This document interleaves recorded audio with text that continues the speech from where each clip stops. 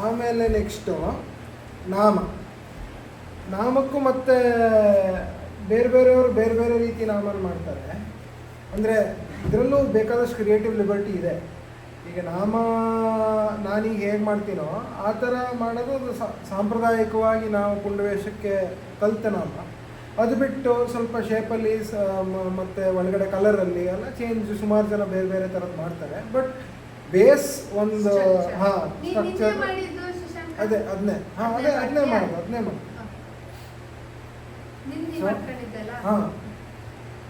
ಇಲ್ಲಿ ಮಿಡ್ಲಲ್ಲಿ ಒಂದು ಸರ್ಕಲ್, ಮಿಡ್ಲಲ್ಲಿ ಅಂದರೆ ಎಲ್ಲಿ ಅನ್ನೋದು ನೆಕ್ಸ್ಟ್ ಕ್ವೆಶ್ಚನ್ನು. ಇದಿಷ್ಟು ಪೂರ್ತಿ ನಮ್ಮ ದೇಶದಲ್ಲಿ ಕವರ್ ಆಗೋಗುತ್ತೆ. ಅದಕ್ಕಾಗಿ ಮಿಡ್ಲ್ ಆಲ್ದೋ ಇದಾಗಿದ್ರು ಒಂಚೂರು ಕೆಳಗೆ ಮಾಡ್ತೀವಿ ನಾವು. ಆಯಿತಾ, ಅಲ್ಲಿಗೆ ನಾನು ಯೂಶಲಿ ಕಪ್ಪಿಗೆ ಅಂದರೆ ಆ ಸರ್ಕಲ್ಲಿಗೆ ಒಂದು ಇದು ಹಿಂಗೆ ಮಾಡ್ಕೊತೀನಿ.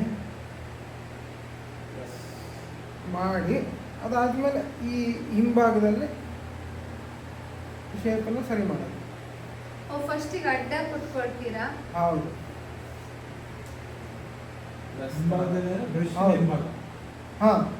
ಅಂದರೆ ಯಾವ್ದಾದ್ರು ಈ ಥರ ಹಿಂಗೆ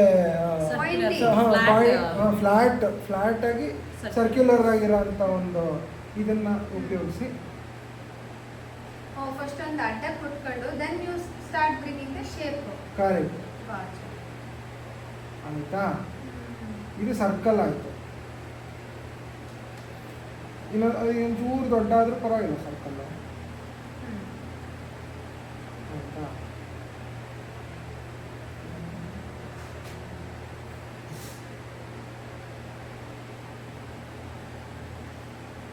ಆಮೇಲೆ ಸರ್ಕಲಿನ ಸೈಡ್ಸು ಸ್ವಲ್ಪ ಸ್ಮಜ್ದಾಗಿದ್ರು ಪರವಾಗಿಲ್ಲ. ಏನಕ್ಕೆ ಅಂದರೆ ಅದು ಆಮೇಲೆ ವೈಟ್ ಡಾಟ್ ಒಂದು ಸರಿ. ಆಮೇಲೆ ಇಲ್ಲಿ ಕೆಳಗೆ ಸೇಮ್ ಇದೇ ಬ್ರಷ್ ಉಪಯೋಗಿಸಿ ಒಂದು ಅಷ್ಟು ಕಾಣಿಸಲ್ಲ ಇದು, ಬಟ್ ಒಂದು ಡಾಟ್ ಥರ ಆಯ್ತಾ. ಇದು ಇದಕ್ಕಿಂತ ಇನ್ನು ಸಪೂರ ಆಗೋದು ಬೇಡ ನಾಮ. ಏನಕ್ಕೆಂದ್ರೆ ಇನ್ನು ಕಾಣಿಸಲ್ಲ, ಅದಕ್ಕಿಂತ ಸಪೂರ ಆಗೋದು. ಅಲ್ಲ, ಇದನ್ನ ಒಂದು ಲೈನ್ ಇತ್ತು, ಅದನ್ನ ಡಾಟ್ ಮಾಡಿ ಸರ್ಕ್ಯುಲರ್ ಮಾಡಿದ್ದಷ್ಟೇ. Correct, exactly. ಆಯ್ತಾ, ಅದನ್ನ ಮಾಡಿ ಅದು ಹೆಚ್ಚೇನಿಲ್ಲಪ್ಪ, ಇಷ್ಟು ಇಲ್ಲೇ ಅದನ್ನ ಕನೆಕ್ಟ್ ಮಾಡಿದ್ದಷ್ಟೇ. ಸೊ ಬೇಸಿಕಲಿ ಅದು ಯು ಆಗಿ ಕನೆಕ್ಟ್ ಆಗ್ತಾ ಆಮೇಲೆ ವಿ ಆಗಿ ಕನೆಕ್ಟ್ ಆಗ್ತಾ ಯು ಆಗಿ ಟಿಯರ್ ಡ್ರಾಪ್ ಶೇಪ್. ಸರಿ, ಅದು ಯು ಆಗೇ ಕನೆಕ್ಟ್ ಆಗುತ್ತೆ. ಅದು ಐ ಮೀನ್ ಇದು this again is open to people's freedom. ಅವರು ಒಬ್ಬೊಬ್ಬರು ಟ್ರಯಾಂಗಲ್ ಮಾಡಿ, ಒಬ್ಬೊಬ್ಬರು ಅದು ಹಿಂಗೂ ಅಲ್ಲ ಮಾಡ್ತಾರೆ. ಹಿಂಗೆ ತಗೊಂಡು ಸೈಡಲ್ಲಿ ಹಿಂಗೆ ಬಂದು ಅದು ಮತ್ತೆ ಹಿಂಗೆ ಕನೆಕ್ಟ್ ಮಾಡೋದು ಅದೆಲ್ಲ ಹಂಗೂ ಮಾಡ್ತಾರೆ. ಅಂದರೆ you can you can explore, you open to go on that. This is the basic. ಆಮೇಲೆ ನನಗನ್ಸೋ ಪ್ರಕಾರ ಇದು ಚೆನ್ನಾಗಿ ಕಾಣಿಸುತ್ತೆ. ಇದೆಲ್ಲ ತುಂಬ ಕಾಂಪ್ಲಿಕೇಟೆಡ್ ಆಗಿದ್ರು ಅದು ಮತ್ತೆ ದೂರದಿಂದ ಫಸ್ಟ್ ಕಾಣಿಸಲ್ಲ ಅನ್ನೋದು ಒಂದು ವಿಷಯ. ಇನ್ನೊಂದು ಅದು ಏನು ಅಷ್ಟು ನಿಮಗೆ ಅಂತ ಅನ್ಸುತ್ತೆ. ನನಗೂ ಚೆನ್ನಾಗಿ ಕಾಣುತ್ತೆ. ಆಮೇಲೆ ಇಲ್ಲಿ ಮೇಲೂ ಅಷ್ಟೇ, ಇಷ್ಟನ್ನೇ ಬಿಟ್ಟು ಒಂದೇ ಲೈನಲ್ಲೂ ಬೇಕಾದರೂ ಮಾಡ್ಬೋದು. ಒಬ್ಬೊಬ್ಬರು ಹೆಂಗೆ ಮಾಡ್ತಾರೆ ಅಂದರೆ ಇದು ಸರ್ಕಲ್ ಅಂತ ತಿಳ್ಕೊಳ್ಳೋಣ. ಇದು ನಮ್ದೀಗ ಮಾಡಿದ್ದೀವಿ ನಾವು ಇದನ್ನ ಆಯಿತಾ. ಒಬ್ಬೊಬ್ಬರು ಇದನ್ನೂ ಈ ಥರ ಹಿಂಗೆ ಇದನ್ನೂ ಅಗಲ ಮಾಡೋದಿದೆ. ಅಗಲ ಮಾಡಿದ್ರೆ ಚೆನ್ನಾಗಿ ಕಾಣಿಸುತ್ತೆ. ಅದು ಚೆನ್ನಾಗಿ ಕಾಣಿಸುತ್ತೆ. ನಾನು ಹಿಂಗೆ ಬರ್ತೀನಿ. ನಾನು ಇನ್ಫ್ಯಾಕ್ಟ್ ನಿನ್ನೆ ಮಾಡಿದ್ರಲ್ಲಿ ನಾನು ಇನ್ನೂ ಪಾಯಿಂಟಿ ಮಾಡಿದ್ದೀನಿ ಇದನ್ನು. ಅಂದರೆ ಇದು ಇನ್ವರ್ಟೆಡ್, ಇದು ಈ ಇದನ್ನು ಇನ್ವರ್ಟ್ ಮಾಡಿದೆ. ಅಪ್ಸೈಡ್ ಹಂಗೆ ಮಾಡಿರೋದು. ಈಗ ಈ ನಾಮದ ವಿಷಯ ಬಂದಾಗ ಬೇರೆ ಬೇರೆ ಥರದ ನಾಮ. ಒಂದು ಇದು ನಮ್ಮ ಪುಂಡವೇಷಕ್ಕೆ ಹಾಕೋ ನಾಮ. ಇನ್ನು ಸಾಂಪ್ರದಾಯಿಕ ನಾಮ ಅಂತ ಬೇರೆ ಒಂದು ನಾಮ. ಅದು ಹೆಂಗೆ ಅಂದರೆ ನಮ್ಮ ಉಡುಪಿ ತಿಟ್ಟಲ್ಲಿ ಅಥವಾ ನಡುತಿಟ್ಟಿನಲ್ಲಿ ಬಂದಂತಹ ಪರಂಪರೆಯಲ್ಲಿ ಇದು ಇಲ್ಲಿ ಕೆಳಗಡೆ ನಾವು ಏನು ಎಕ್ಸ್ಟೆನ್ಷನ್ ಕೊಟ್ಟಿದ್ದೀವೋ ಅದು ಕೊಡೋದ್ರ ಅವಶ್ಯಕತೆ ಇಲ್ಲ.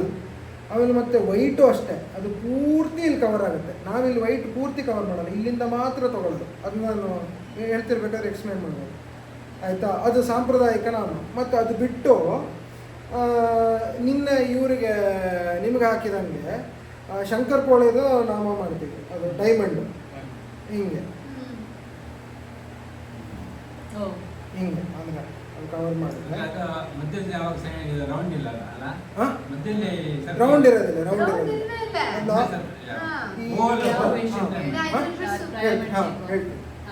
ಹೇಳ್ತೀನಿ ಡೈಮಂಡ್ ಅದು ಹಾಂ ಈ ಥರ Correct. Whole thing is ಹಿಂಗೆ diamond.